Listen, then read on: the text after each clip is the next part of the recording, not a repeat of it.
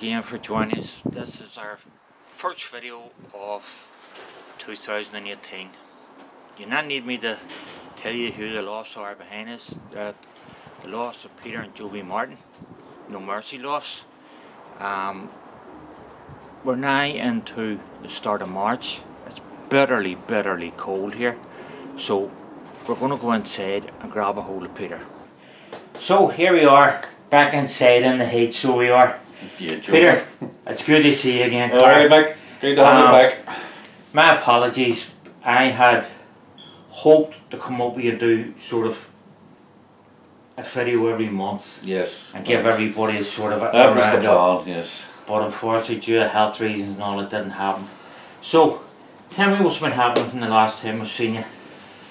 God, I can't even remember. It must be a year ago. It's a year ago, Peter. Yes. We had a great old bird season. Again, Wright Brothers, Pigeons and our own buzzards. Win the first race, win the second race, bred the winner of the third race.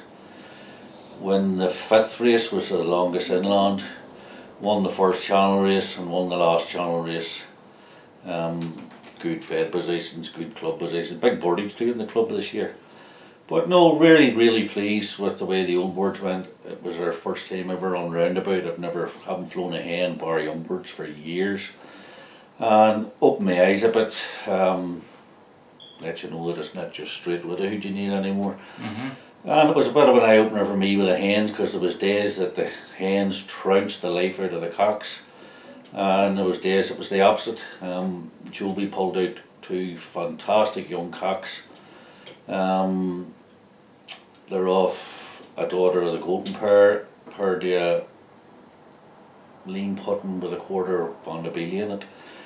Both of them have won. One was two firsts, the other one was a first and a second. A couple of good Derby positions, I think maybe fourth and sixth in the Derby from Skibbereen. So we stopped them down the land, and we went down to the channel with my own roundabout ones, and as I said, they flew brilliant for us. The young birds, Joby never got his finger out of his ass in time, and we ended up losing the highest prize winner slot, but Rob McManus in our own club had a fantastic young bird season. And you have to tip your hat to him, because he done what we done a few years ago. He wrapped it all up in a young bird season, just flying brilliant team of birds. But other than that, things are much the same. Still going mad at the breeding. Didn't take as many orders this year because it's too hard to work. When you're trying to race and trying to breed, there's too much work involved in it. So we only took on a small amount of orders this year to try and get the breeding out of the way. We also have a few things going on in America with Derek Teal. Yes. We had an auction there recently, which went pretty well, and we were only looking to break ice and get our foot in the door over there. So it's probably going to be next year before we get a full return out of it and see what way the guys that have bought them breed from them and what they do. But I've every confidence they'll do well, because they've done it for us and done it for numerous other fanciers, so there's no reason they won't do it in America. Yeah. We also had two winners reported in the States from the team we sent out the year before. To Derek, we sent a nice small team out, a few lean puttings, a couple of pair of buzzards, and they had an A series and a B series race out there from 400 mile, the last young bird race of the year. And a tough ask at 400 mile for young birds, but he won the A series and the B series. One was a lean putting and one was a buzzard. So it was nice to know that in their first year of breeding over there they head off, and they've been going well.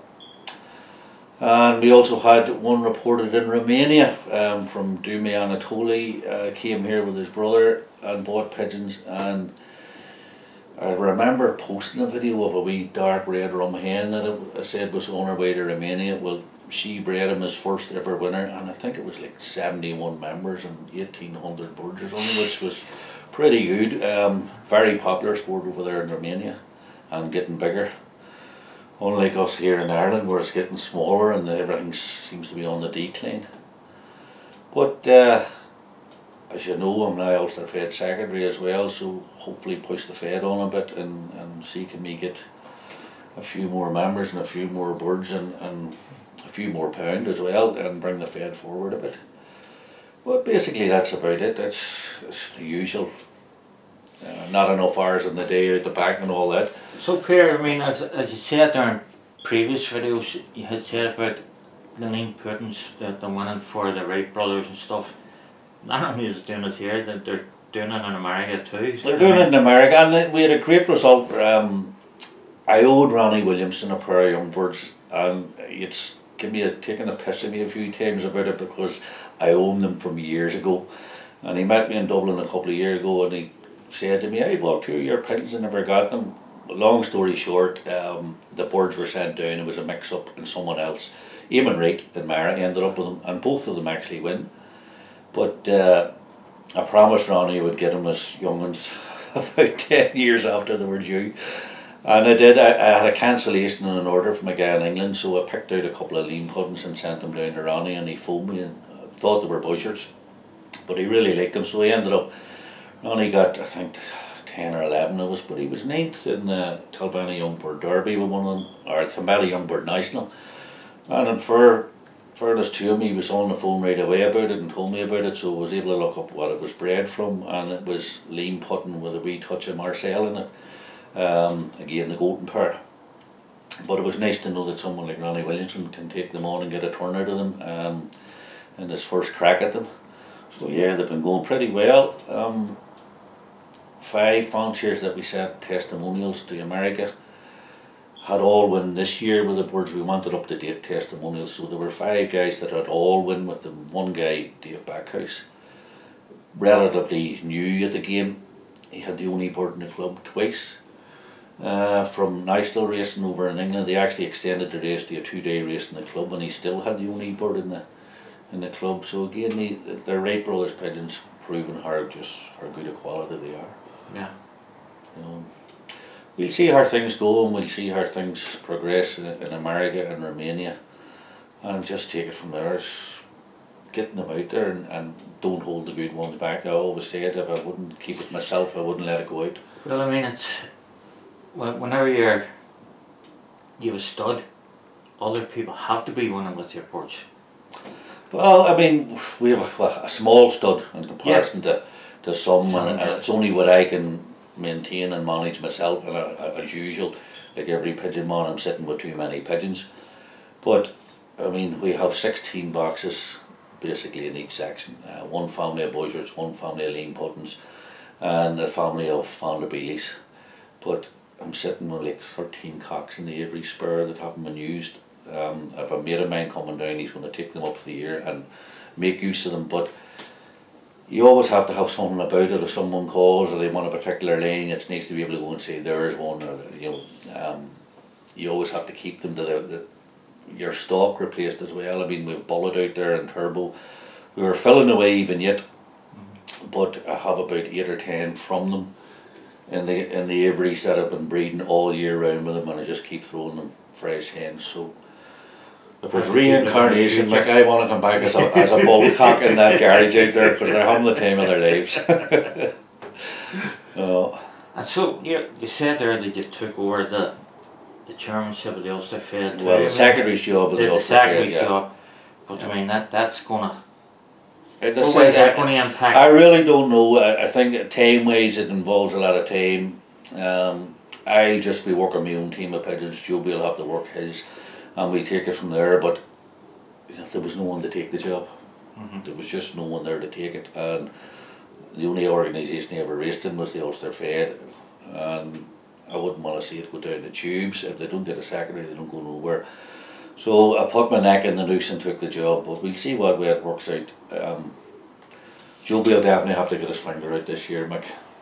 Well, I mean, at the same token too, on the Fed, it's not just down to yourselves. There's a committee there. Well, there is a committee, and a good committee. I think it's a good committee. Most of them from different clubs, so everybody's hitting their hand in and getting their opinion heard. And it's the best I can do, but that's all I can say. The last guy was doing it for 15 years. I don't think I'll be in it 15 years, but I would like to spend a couple of years and try and pull the socks up on it and extend it a bit, because it's Belfast based, but the Ulster Federation is open to all of Ulster. So I don't really see any problem with taking in other clubs we could section it off. It's something for the committee to work on and discuss and see where we take it from here, but we definitely need to increase the boardage because there are very few young lads in the game now, and most clubs are filled with guys that are pension age and above. So yeah. And after all, it is called the Ulster Federation, not the Belfast Federation. that's correct. Well, I mean, the NIPA and all originally evolved by breaking away from the Ulster Federation and forming their own organisation. And for the last lot of years, the Ulster Federation has been a Belfast-based organisation, but there's no need for it to be like that. Belfast could have their own section. Other clubs could have their own section, just the same as the NIPA or the East End Combine. I would like to see it get to that stage. I would like to see take it that far. But again, it's down to what the committee think and what the members think. But I don't think there's enough in Belfast to sustain the Ulster Fed on its own. I really don't. You know, we don't make any money off the channel racing because we go with the NIPA. We're cut back to 5 old board races down the land, and the previous chairman has told me they had difficulty making money out of Skibbereen, which is only the 5th race. So it's time we sat down and banged our heads together and thought about what way we're going to go about it and keep it going. Just one wee thing that came into my head there. The guys, Roy and Molly, have been talking about the way they race their Vanderbilt pigeons, and there was a few guys in the States that had made inquiries about how to race them because they seem to do a lot of natural racing over there. I don't know how popular Widowhood or Roundabout is, but probably for any of the guys in America that are unfortunate enough to have to watch this, Mick, if you have the Vanderbilts, race them on a roundabout or race them on a Widowhood system, because mine in particular, I know sometimes when I go into the Vanderbilt loft, they're straight off the eggs right away. They're not that type of pigeon where they'll sit fast and fight you off. They're a nervy type of pigeon in the loft, although they're a very aggressive pigeon in the loft as well. That pigeon out there, Havoc, once again for the 3rd year running, I've had to take him out because he's been in and wrecked all around him in the nests, above him, below him, beside him. But the word from rights is you only race these pigeons on roundabout or Widowhood, and race them late. They're not a pigeon that work on a lot of food. Let me ask you something. Maybe I asked this before, I don't know if I've asked you it on video or not. A few years ago I was in Blackpool with a friend of ours, Anto Megan from Dublin, Yes. a couple of our lads, and it was at the time we only had the fantails. And you'd have heard people coming back to Leruskin and sitting there having a few pints and I bought this and I bought that, and you know what it's like in the pub, and it's get it out, let's have a look at it, and everybody's all giving an opinion on it. But I heard an awful lot of guys saying, but did he tell you his system? Did he tell you his system? Yeah, yeah. And I was sitting there and said that this was the time we had fantails, and I didn't want to appear stupid, and I didn't want to be saying to people, well, what are you talking about the system? How important do you think it is for what to say, people to give you their system, or do you bring the birds around to your own system within your loft? Good question, and a couple of points on it.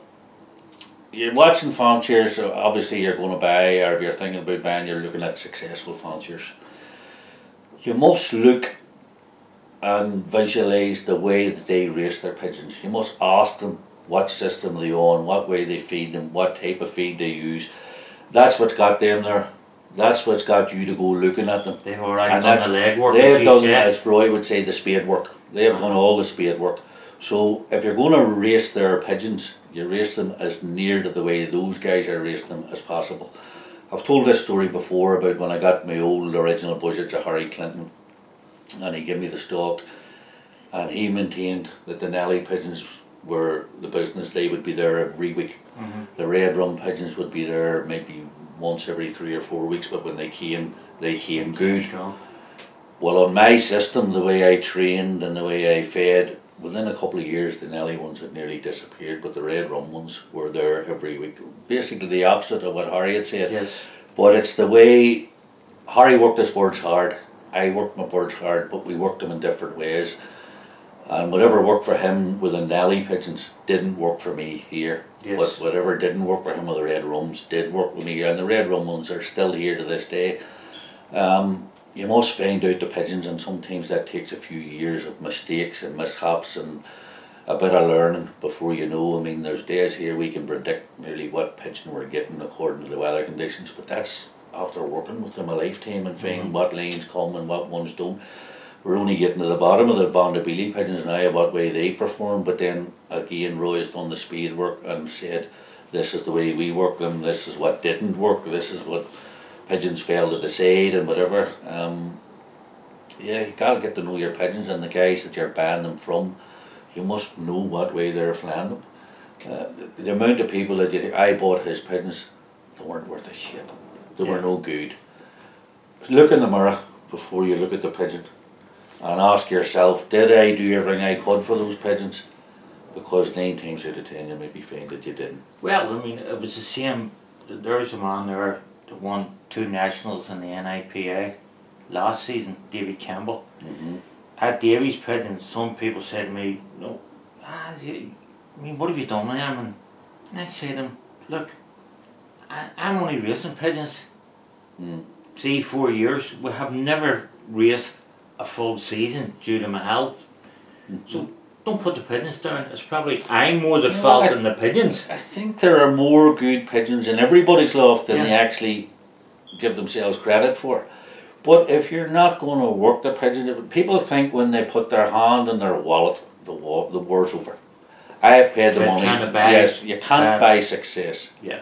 You can make success, and that's the only way you'll get it. You make it. You make it yourself. You work harder, you train harder, you feed different, you find whatever works and you stick with it. And thinking that money can just, if you pay £1,000, that's the job done, you're a clown, you're only fooling yourself. Yeah. You know, you stay as near, I mean, you always out saying, the apple that falls closest to the tree. Well, it's the same with the system. If you've went to the man and given your hard-earned money, you want to be flying as close to his system as you can. Certainly a year or two down the line you can make alterations, you can find out what works better for you or what works better for you than it did for him, but you must basically start off, in my opinion, on the way that the guy that you're buying them from, the way he races, because that's what brought your attention in the first place. This guy was successful. Apart from having good birds, what made him successful? Because as I've just said, there are loads of good pigeons out there, loads of them. They're just, people don't achieve the best out of them. Can't get the best out of them. Yeah. I mean, I remember when we were starting, I was down photographing pigeons for Gerald Delaney, and Gerald says to me, whenever you're ready to start racing, come down and see me and I'll sort you out. And he rang me up and he says, Mickey, these pigeons ready for you, when are you coming down to get them? So myself and young Jack went down to get them anyhow.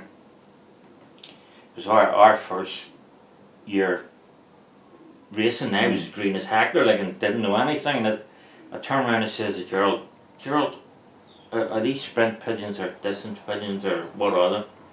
He said, Mickey, a pigeon doesn't know what it is. It's up to you to get the best out of it. Yeah. And I think a lot of pigeon men forget that, as you say, they think it just because they put their hand in their wallet and they spend big money on the pigeon that they're going to get results, and it doesn't always happen like that. Pigeon men are like women with new dresses. Every season there's something new comes along. As Gerald Delaney says, that the flavour of the month. Yes, the flavour of the month. It's like a fashion show, because what's popular, I mean, the Vanderbukes are in there and they're hot stuff, without a doubt. And some great pigeons in it. I've seen people pick holes in them, but there's enough good results out there to justify giving them a name of a good strain of pigeons. But their strain of pigeons is formed from basically a cross. There's Herman Kuster all over them. Yeah. The same with the Lambracks, there's Herman Kuster in them. And what these guys have done, successful fanciers have went to a successful fancier, got good lanes, crossed them over and got even better results. And you can't knock no one for experimenting and pretending. That's what we're all hoping for. But I hate to say it, but in 3 or 4 years' time, we'll be talking about Vanderbukes or we'll be talking about something else. because we've gone through all, Martha Finks, Vander this, Vander that, but they all go back to a base strain, and I mean, go back far enough, you'll find Van der Biel in them. You'll find any kind of strain you want, because all these pigeons come from base strains, and it's the guys that work them and maybe get a sprint lane, or like Gerald Delaney would say, the pigeon doesn't know it's a sprinter. No, it doesn't. But if you breed predominantly from sprint pigeons generation after generation, you're forming a sprint-based family. Yeah. So it's only natural to surmise that they'll sprint. I think on all these newfangled strains and new fashion strains, you need to go right back to the grandparents and see what lanes were they sprint as well, or did they come from a middle distance, because you'll find you can experiment a bit more with them. I mean, we had a winner at 400 mile in America from a sprint based family, but when I looked up the lanes, they go back to Wright's old 95 pigeon, which flew 500 mile. So it was in them, even though they're more dominant up to 250, it was in them to come through it. Yeah.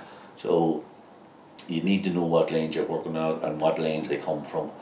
But as regards the latest craze, next year we'll be talking about something else. Yeah. And for the studs and all the rest of it, it may be a great money spinner, and they might be able to make money out of it, but I don't really think pigeon men are that easy or that hard to get their money from them, because if you produce a new name and a new strain and someone has won 5 or 6 races with them, the world and their daddy will want them. Well, here's another question for you. You take like say Holland. There's a lot of people there would go to Holland and whatever and buy birds and they swear by them and everything else. It's a flat country. It's a flat country, yes. It's the terrain is entirely different from Ireland. Yeah. So, it's my belief that when we bring these pigeons in from the continent and we start to race them over our terrain, the good ones are made better, because they're flying over a different terrain, and they've been asked questions that they would never be asked over there. The winds we get, the water we cross, the terrain we cross, it's all totally different than Holland and the Netherlands. I think the pigeons that come over from there that are successful here actually go on to be and produce better pigeons than what they originally came from. It's tougher terrain, tougher competition, so only the better ones are going to come through it. And I think that Ireland in particular, as well as Britain, but Ireland in particular, without doubt has to be the hardest horse in the world. So any pigeon that's going to fly it, I mean, I have a friend, Gosha. Hello Gosha, from Moulin Rouge Stud, and him and I are pretty pally, and we've spent a lot of time on the phone talking about it. And his thing is much the same as me. We don't need to be going to Netherlands or Holland all the time. Yes, they have good pigeons, they have great pigeons, great fanciers. Look at the map that Gosha put up from what our birds fly and what water they cover, and show me a tougher route. Yeah. Because I don't believe there is one, especially if we're up in the northwest. The biggest ask of all in pigeon racing, if you ask me, pigeon coming out of France, crossing 2 oceans and still having to fly up into the Spurns and Derry. Yeah. That's a pigeon with balls, and big balls at that. Without a doubt. Without a doubt. We're too quick to commend the guys in the Netherlands and the Belgians and all the rest of it for their birds without giving ourselves a pat in the back. There are fanciers in this country that have done unbelievable things with pigeons. Great pigeons out there from the continent like Bolt and all that line of pigeons. No trouble finding the same quality pigeon in this country, if not better. Roy Irwin, Maverick, pigeons like that. My own Malcolm, Paddy Tabrius, Coca-Cola, Richard Hogg, his White Nose, Ronnie's Heartbreaker. Where's the comparison with them pigeons in the continent? Yeah. Especially the birdies that they've raced again and the terrain that they've covered. We have every bit as good, if not better, here. Yes, and a certain amount of them might have originated from birds that come in from the continent, but equally, our own pigeons with their own blood that's been here for years will hold a candle up to any of them. You know, I think we're too quick to condemn our own and commend everybody else's. So, that's just my opinion. No, well, you're not too far off the mark, Peter. I think so. I think people getting birds up in the Derry, Donegal. Jesus Oh. Christ, I mean that's some feat on its own.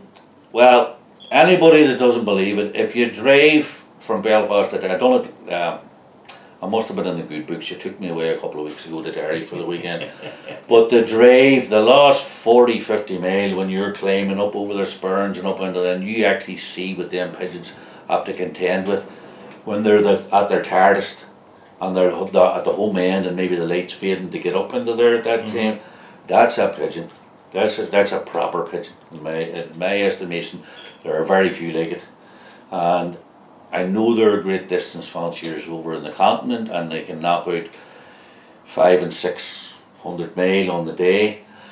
Not over the terrain at our. I believe ours do the same. We might be getting 4.5 or 500 out of France, but when you look at the way they dog leg, part of it, that adds another 50 or 60 mile onto it. When you ask the pigeon to face into water where it can't see any kind of land on the horizon at the other end, that's a pigeon with a big pair of gahoolies that's going to face into it, and no matter what, I'm heading home.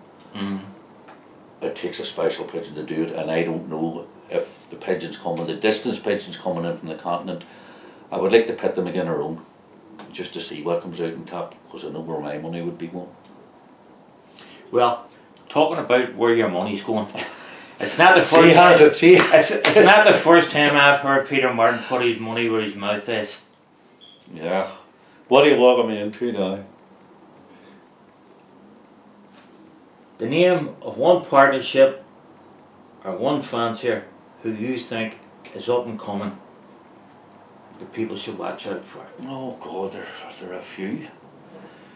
And then there's the old steadies that's always there, you know, John Patterson, Ronnie Williamson, the Croskeys. They'll always be there. They'll always be there because, well, they know the game. They're family names. Yeah, they're a fancy. I mean, there's a guy there, Musgrove, who I haven't heard of before a couple of years ago. G. Musgrove, flying a brilliant pigeon. At the minute, away down, I think he's on Shore Road. Young Joe Ward has big boots to fill. Whether he'll be able to do it or not, I don't know. But he's made his mark, but I'm sure Daddy will keep him right. You've sprung that one on me, Mick. I need to sit down and think about it. There are several younger fanciers that are coming through there. Well, that's what I'm more interested in, because like as you say yourself, you have your own Williamses and people like that there. They'll always be there. Yeah. And as we said earlier on the video, it's mostly older men. It is. Well, I had a guy from Newry, Coleman O'Hare, come down and got a pair of pigeons, and it's his grandson and he told me a lovely story. His grandson was up in the house, and for 3 or 4 days running, he seen him with the binoculars, and he said to him, "I hope you're not looking at some young girl in her bedroom there." And the young lad said, "No, Granda, I'm looking at those pigeons down the street flying around that house. It's great." And he said, "I didn't know you were interested in pigeons because I used to keep pigeons." And him and the young lad ended up building a loft and getting pigeons. And the young lad won Young Fancier of the Year in the NIPA. Brilliant. And his trophy was presented to him by Ronnie, the NIPA Old Man Fancier of the Year. And it was great to see and a great photograph. But the likes of that young, he came up here with Coleman. He brought the young lad up, and I gave him a pair, and they bought a pair. But the young lad had hunger in his eyes, so he'd be one to watch for. He didn't say a whole lot, but his eyes were all around this place, looking at this and looking at that. So yeah, he'd be one to watch out for. Josh, I think, Josh. Forgive me, Coleman, if I got that wrong, but I think it's Josh or Joshua. Be interested to see where that young lad goes. Saying that, there's been quite a lot of young fanciers from here. Just a couple off the top of my head would be Gerald Delaney's 2 grandsons. Yes. There's the young girl there, and forgive me, I can't remember her name, but you'd see her there with Bernie Cochran at the shows, or her aunt and uncle would bring her along there. Yes, well, Eamon Wright's daughter. Eamon Wright's young daughter. Yes. Have all won at the RPRA Yes, awards. that's right, so they have indeed, yeah. Eamon's daughter will be down here in the next day or two. They're coming down. That's the guy who's going to take the spur of pigeons up for me. He is indeed, and again, she's a good background behind her because she's her father and her grandfather there. Yeah. I came with Eamon. I mean, Eamon, like Timmy Mawinny,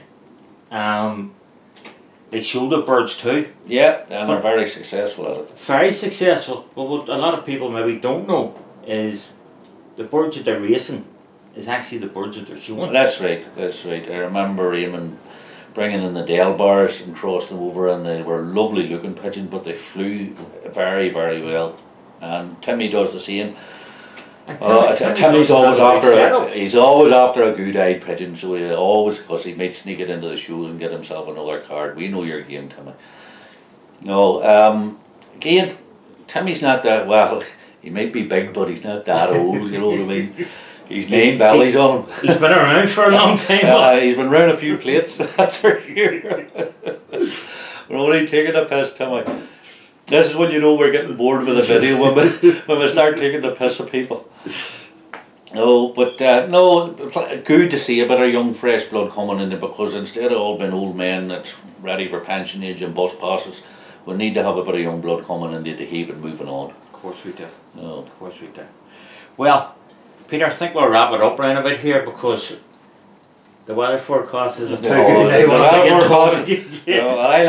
look at thermals on the night for tomorrow's forecast. So sure. Look, this season I really do hope to try and get up to you once a month. No problem. It's just, you know yourself, the way health is, the way I'm helping my mother and father and what have you. But hopefully we'll take it from there. The plan is we'll have a video at least every month coming out. No problem. Yeah. Look Peter, forward to it. Thank you. It's good to see us. So, yes. Until next time, watch out for us, and as he said himself, the Wright Brothers have already done the work. You've heard him saying, he's won himself, just the season past there, the length and breadth of Ireland, from over in Britain. So, these birds are doing the damage. I'll have Peter's number up here at the end of it. Give him a ring, talk to him. He's not hard to talk to. Thank you, folks. Yes, I think Mick just licks me on here because I just waffle on like a good thing. But yes, anybody's interested in any birds, just give us a bell, or if it's on advice, tips, anything, just a phone call away. All right, Mick. There we go. Till the next time. Yes.